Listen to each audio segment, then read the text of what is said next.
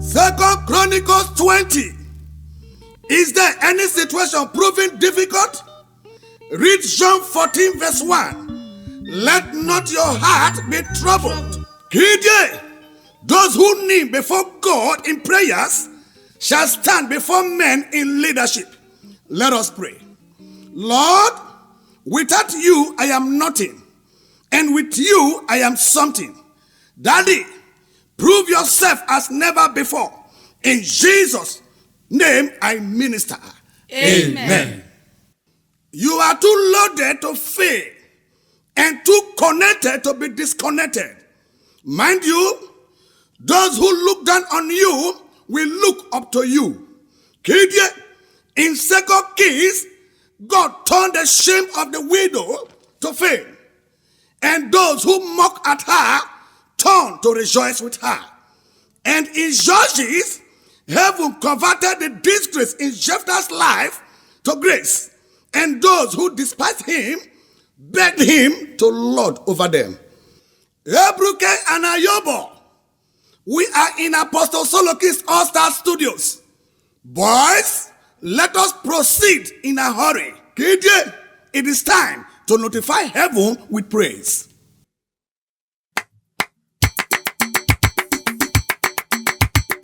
This is a new type.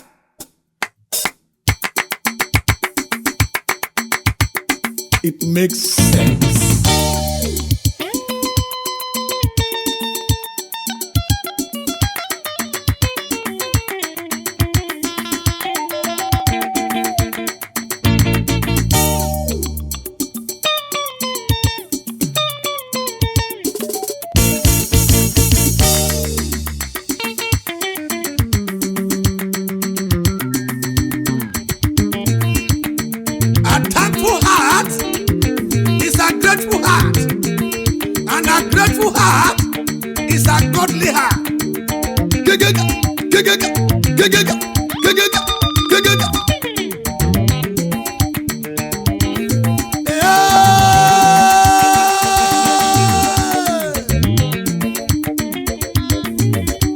It is not a crime to start small, but it is a crime to end small.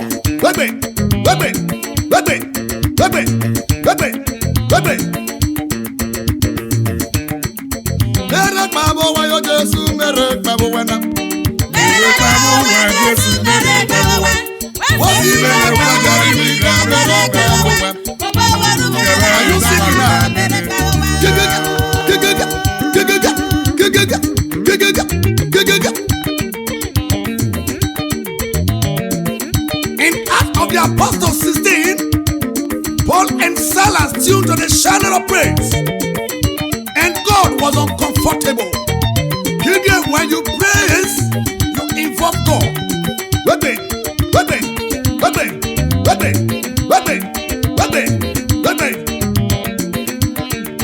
When God is behind you, you cannot be behind.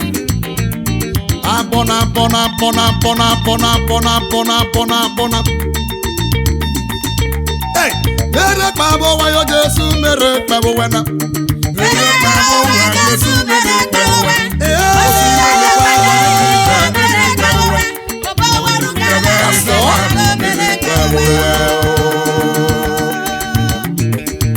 where is the music we are talking about in this Niger Delta?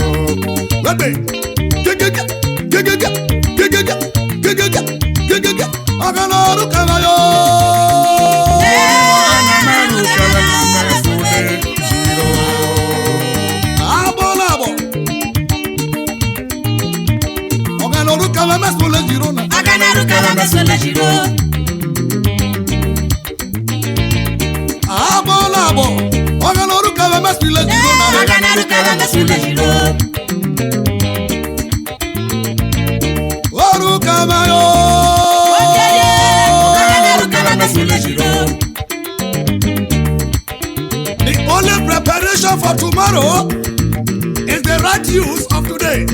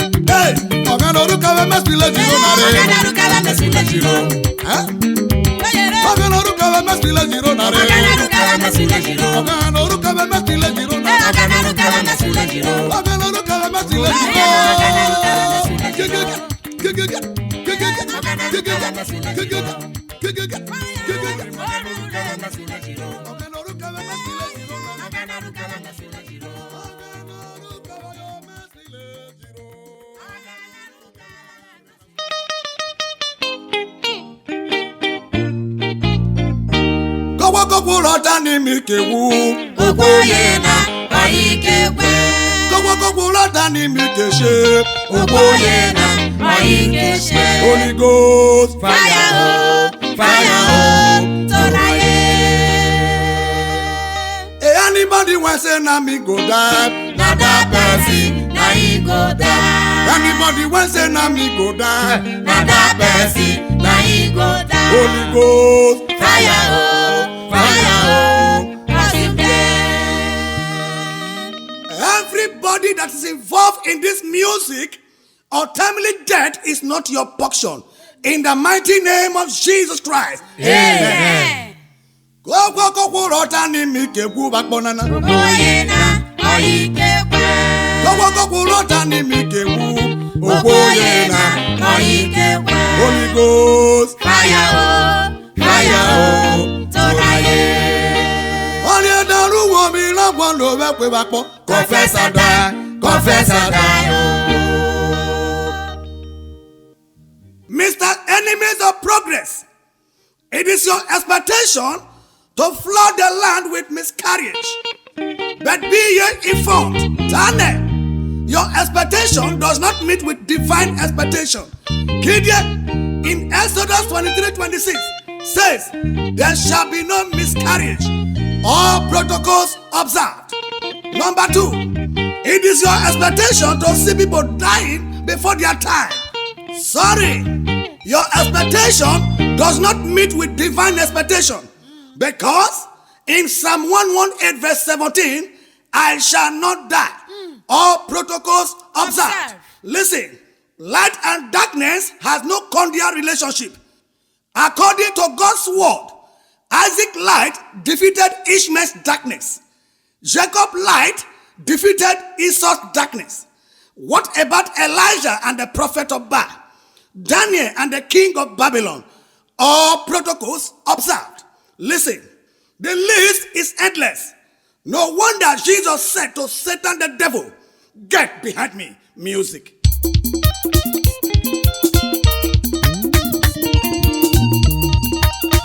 Better this word daily from your vocabulary. Number 1, I can't, but God says you can. Number 2, it's not possible. God says it is possible. Destiny is as destiny does. Listen, if you believe you have no control, then you have no control.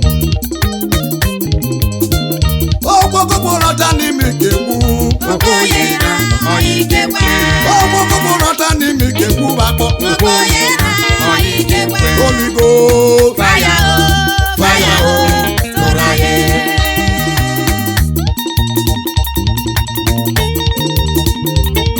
you don't win by defending. You win by attacking steadily.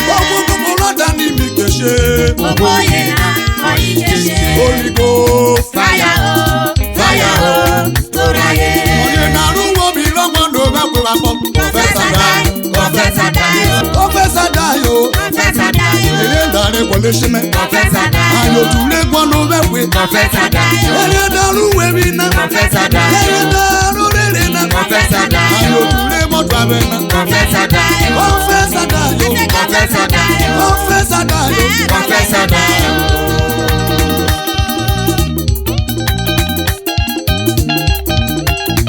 The patient dog eats the fattest bone. But if 3 bones are given to 5 dogs, what will happen to the patient dog? Evangelist Mrs. Lizzie Oba. Evangelist General Tom. It is good to be a child, but very, very, very bad to remain a child. Professor Dayo. Professor Dayo. Professor Dayo. Professor Dayo. Professor Dayo. Professor Dayo. Professor Dayo. For every level, there is a devil. Listen, to Saul, Goliath was a problem. But to David, Goliath was a promotion. Hear me? No problem, no promotion. Hey, hey, anybody want say now you go down? Anybody want say now you go down? Holy Ghost, fire,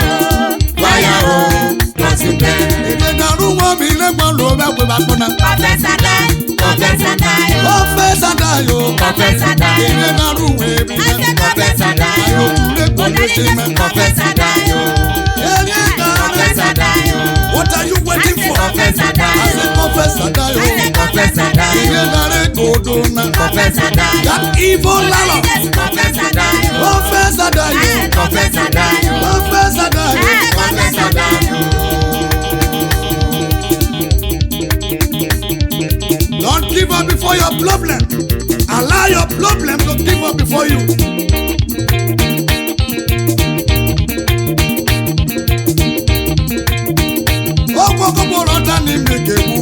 Ogoyena oyikekwe.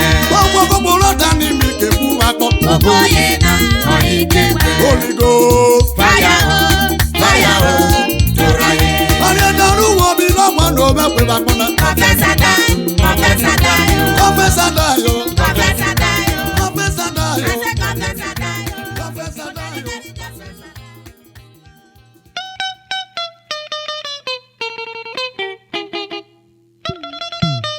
The Lord proved himself to be God because he created all things. He is the same God because he knows all things. And he remains God because he can do all things. Ono Oghene no ma bete meriana yo. Oghene o bebi mutabona uria. Oghene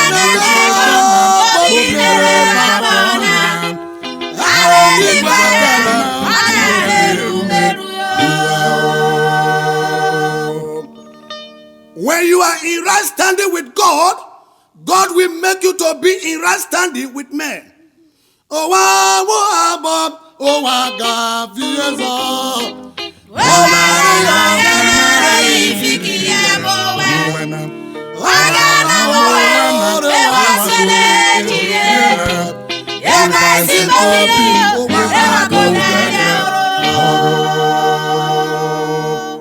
your mess today can become your message tomorrow. Kidye, where you are today does not finalize where you will be tomorrow, because it was the same people that told blind Bartimaeus to shut up that also told him to shut up. Listen, the God who chooses to take my wife now is unquestionable. My dear, may your soul rest in perfect peace. And again, I appreciate my fans and all the musicians for the great love they shown to me. Thank you and God bless you. Amen. Boys, God is not a laughter at men, but a lifter of men. Music.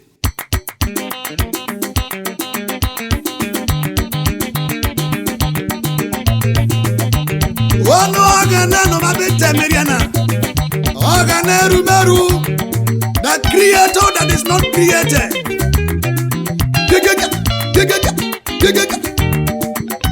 Charisma without God's character is caricature. Ono Oghene na no mabeta merena yo.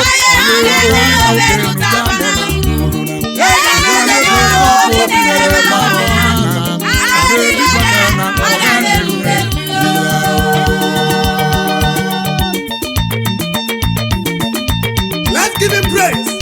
Amen.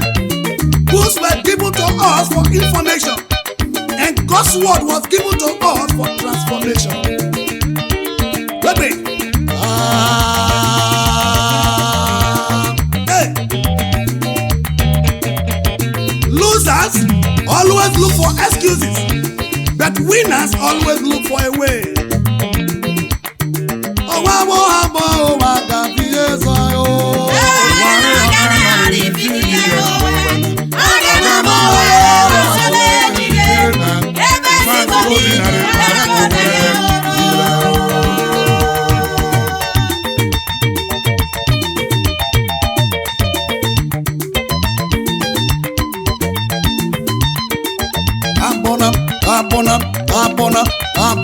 Abona.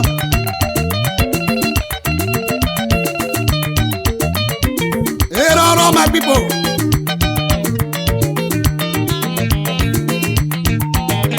The greatest tragedy to befall a person is to have sight but lack fiction.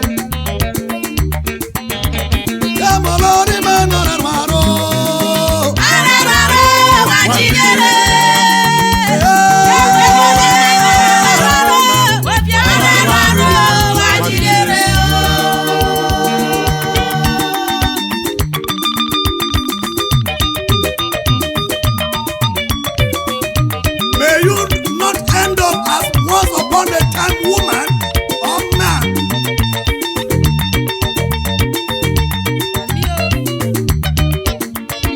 Come on, music.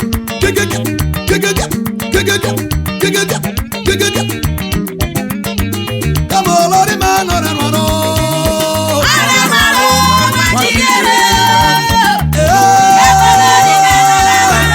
are you singing?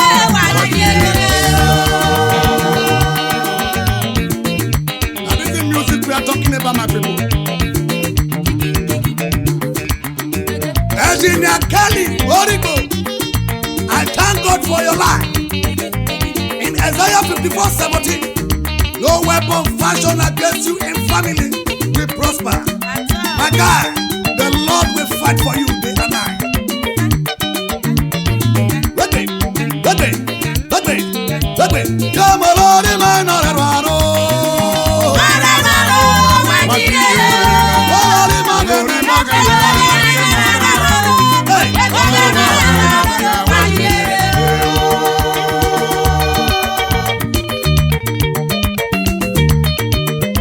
only your hands. I say only your hands. Abona.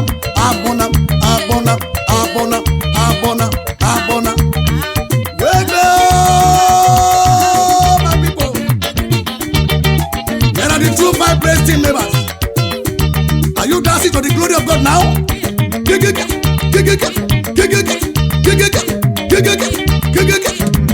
Come on, Lord, man,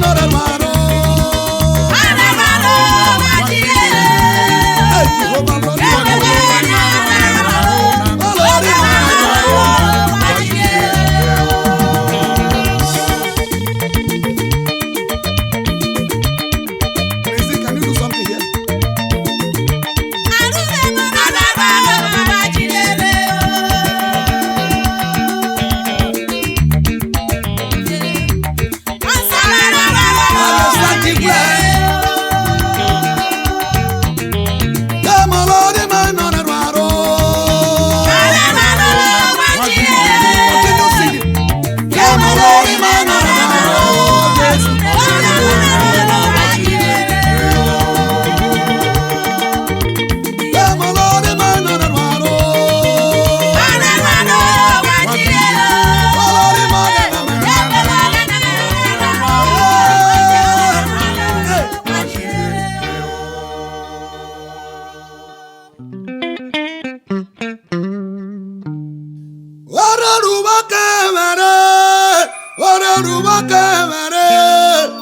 All I have to say, Oghene Do nare.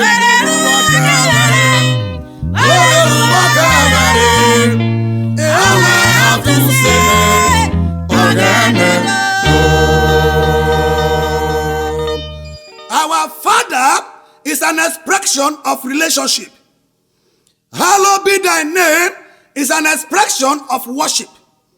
Thy kingdom come is an expression of expectancy. Thy will be done is a readiness to be in his will.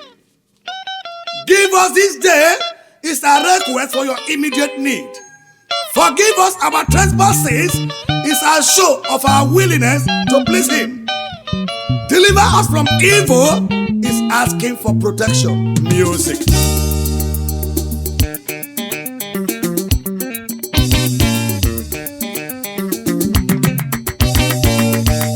It is nice to be important, but more important to be nice.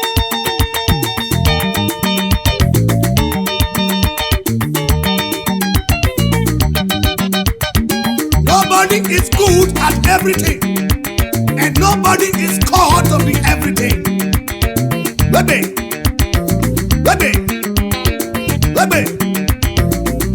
All I have to say, Oghene Do nare.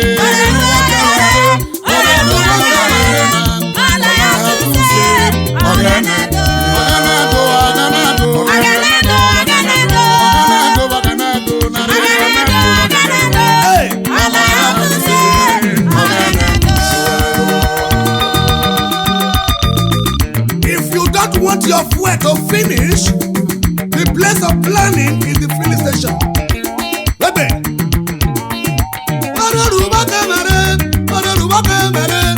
All I have to say, Oghene Do nare.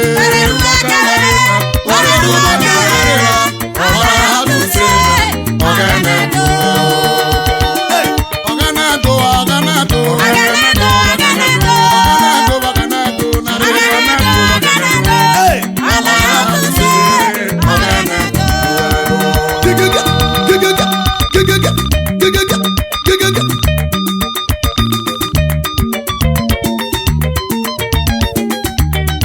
The God who made Esther an orphan, a queen, David a shepherd boy, a king, is your God. Baby.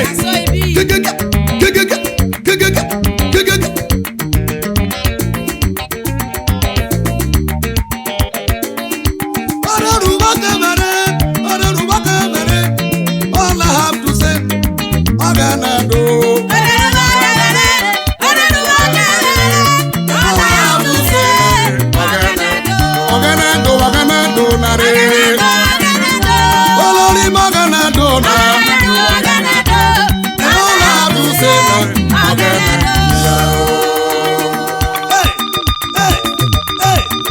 It takes sacrifice to get satisfied.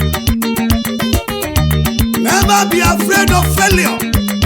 Gideon is not in the plan of God for you.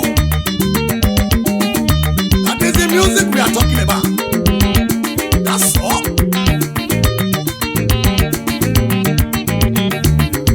Your prosperity is not a function of your locality, but a function of your divinity. All I have to say, Oghene Do nare.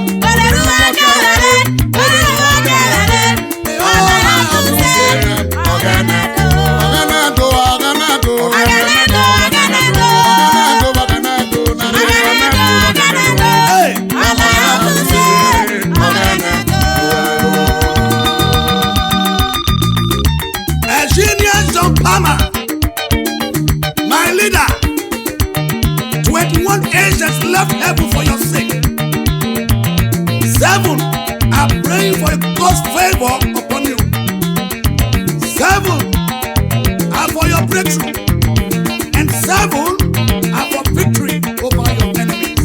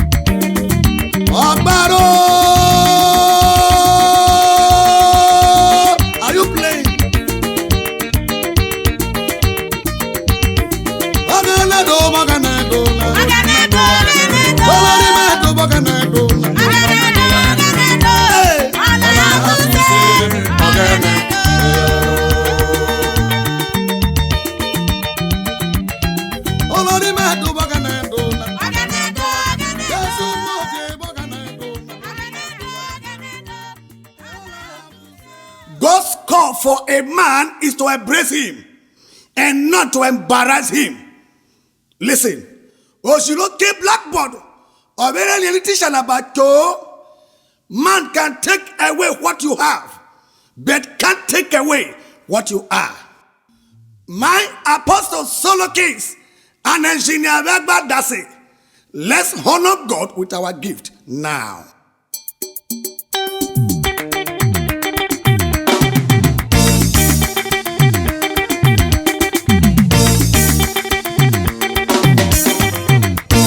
No matter your position in life, don't look at people praising God as local people. God is not your mate. My God can do without you, and you cannot do without God. So, give God his honor. Because when you praise God, he will raise you. Come on, clear the arena. It is time to give God a proper praise. Let's give him a quality praise. He's worthy of our praises. Hey. Hey. Your decision decide your destiny. Please move with this direction, or else you will expire. No moment. You are a creation of destiny. May God grant you with his loving kindness. And every good thing is your entitlement. Divine direction is your heritage. You will not die at the age of your celebration. You shall not see disappointment. You will not be a victim of satanic provocation. You will live your tomorrow as a champion. This year, you and your family will log into exceeding grace, unspeakable joy, overflowing blessing, and unpredictable testimony. I prophesy to you, this year will be greater than last year. You will excel in all your endeavors. Your name is a winner.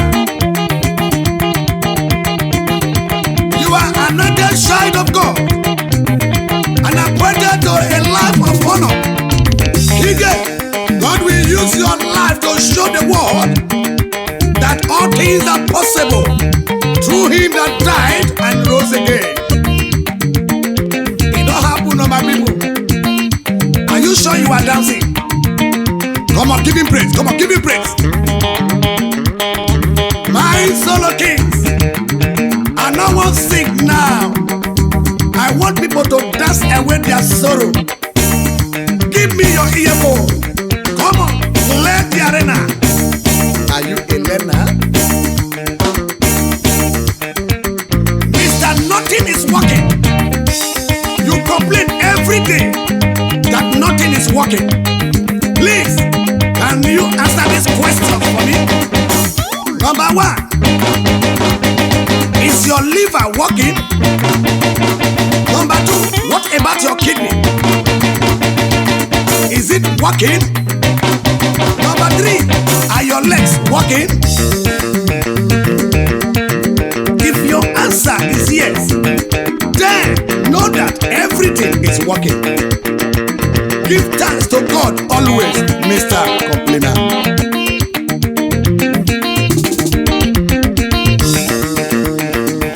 This year, as you praise God with me, you will eat your God-prepared gala without trekking to Ghana.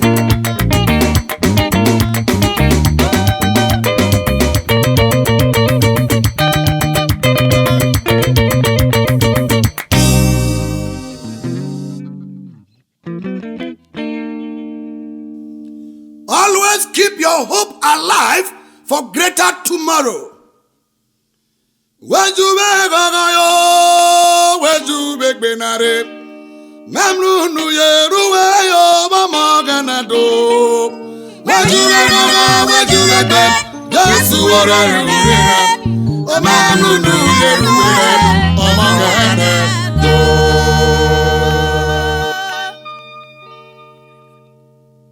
If God answers your prayer, it's increasing your faith.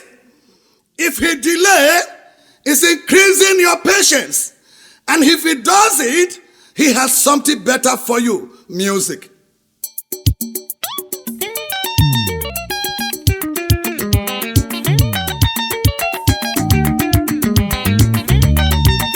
Develop an attitude of gratitude to God. He who fails to tell God thank you for what he has done is ungrateful. Baby. Lord,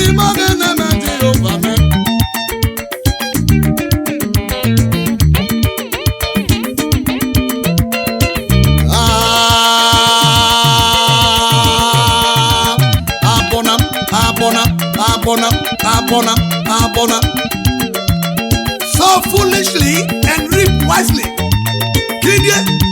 Not until you become foolish in the things of God, you cannot become fulfilled in the land of men. Baby.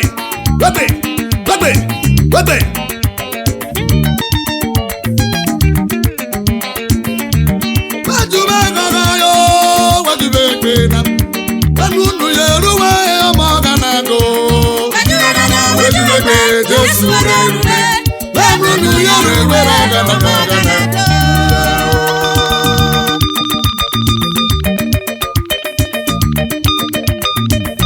In Isaiah 43:19, God said, I will do a new thing.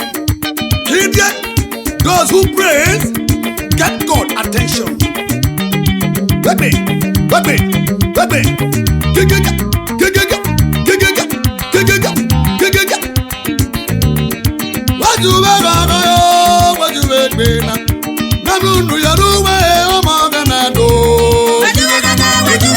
Jesu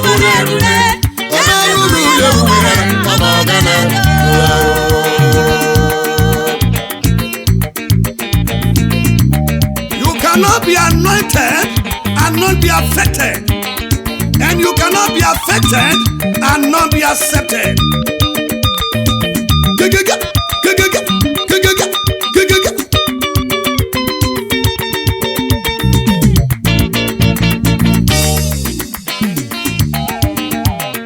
That is the music we are talking about.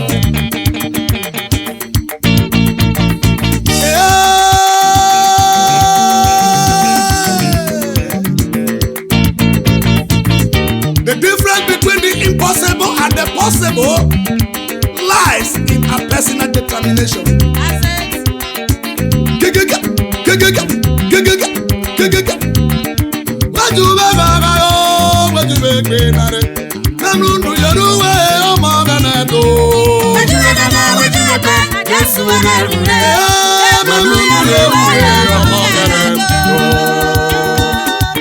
I will enter his gate with thanksgiving and into his court with praise. Baby. Ogaga wami boti nuna. Ogaga wami boti nuna. I say rabe wami boti nuna nare.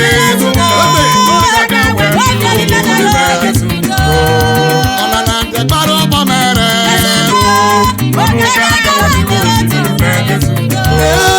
Ogaga wami boti nuna nare. Are you singing now?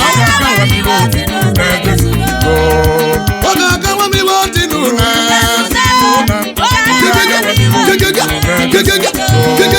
Ogaga wami boti nuna na.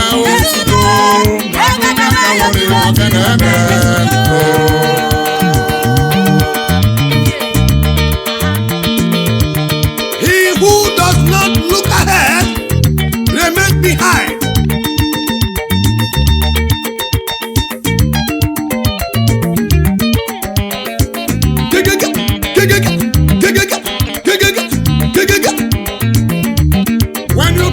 be like someone else, the best you can ever be is number 2. Ogaga wa mi wo tinu na re. Ogaga wa mi wo tinu na Jesu. Manoga wa mi wo tinu na Jesu. Ogaga wa mi wo tinu na Jesu. Ogaga wa mi wo tinu na Jesu. Ogaga wa mi wo tinu na Jesu. Olorime, olorime, olorime.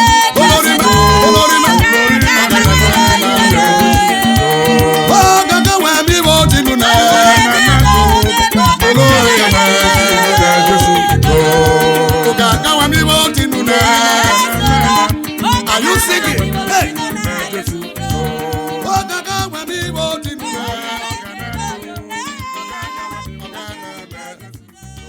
Millions profess they are born again, but in West they deny the law. Mind you, in 2 Timothy 2:19, the Lord knows those who are His, and let everyone who names the name of Christ depart from iniquity.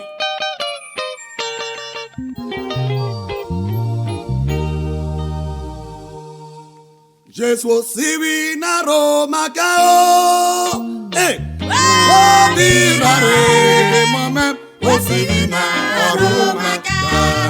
Hey!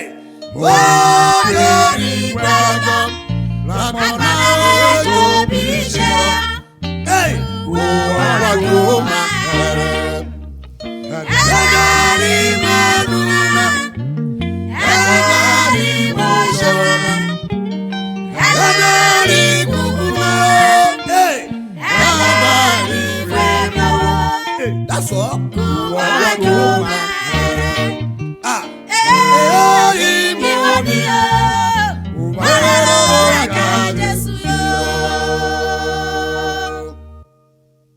You have one life to live.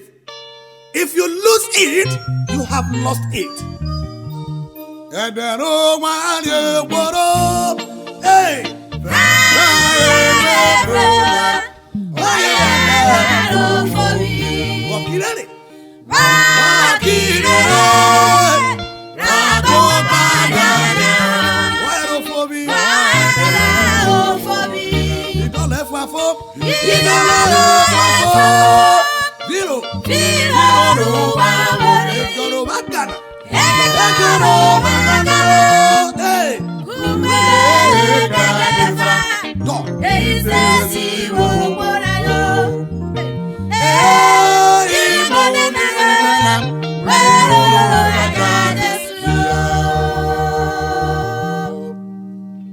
Repent, Mr. Fault Finder. A fault finder will find fault even in paradise. Music.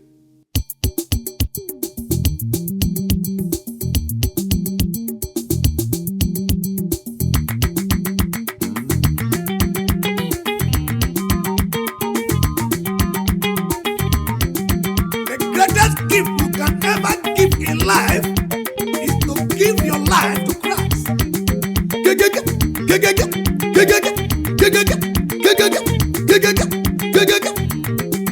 Jesus Christ is the only way we can travel to God through our prayers, and other ways are waste of time.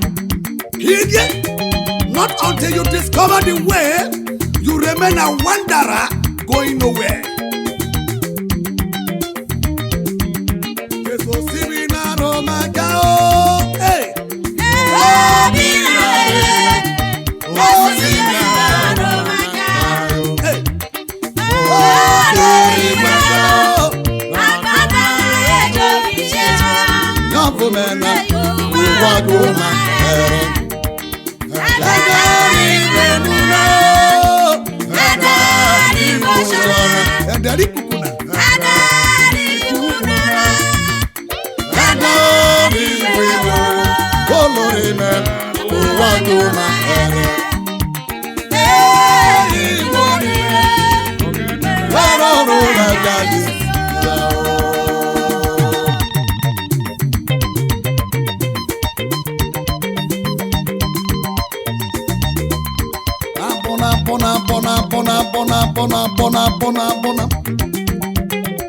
Tomorrow is too late.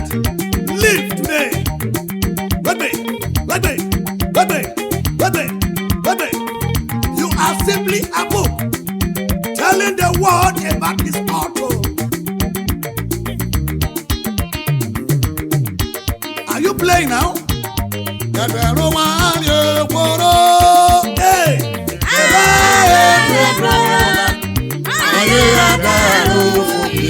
Wakilere!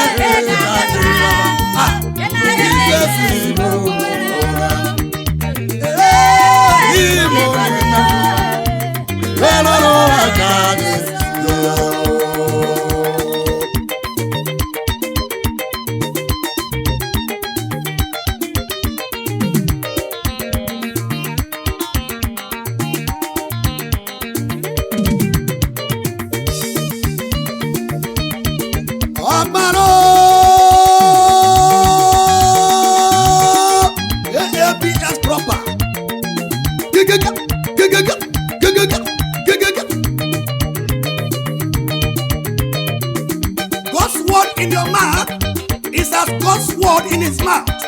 Gideon, when you say what God says, he has no choice than to do whatever you say.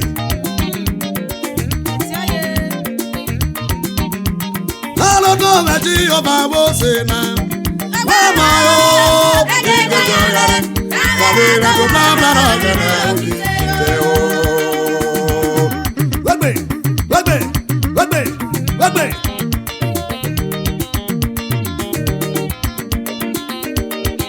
Putting trust in man is a journey without destination.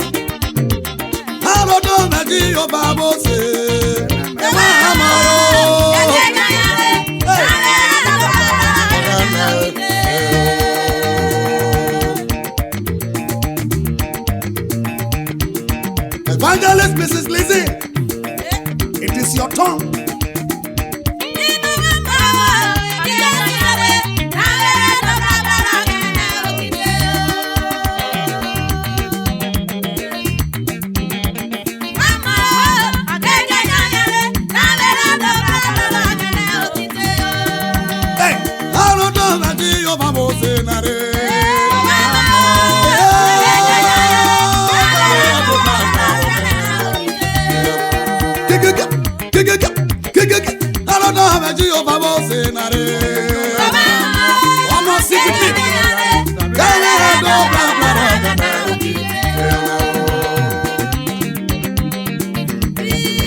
Use it to the glory of God.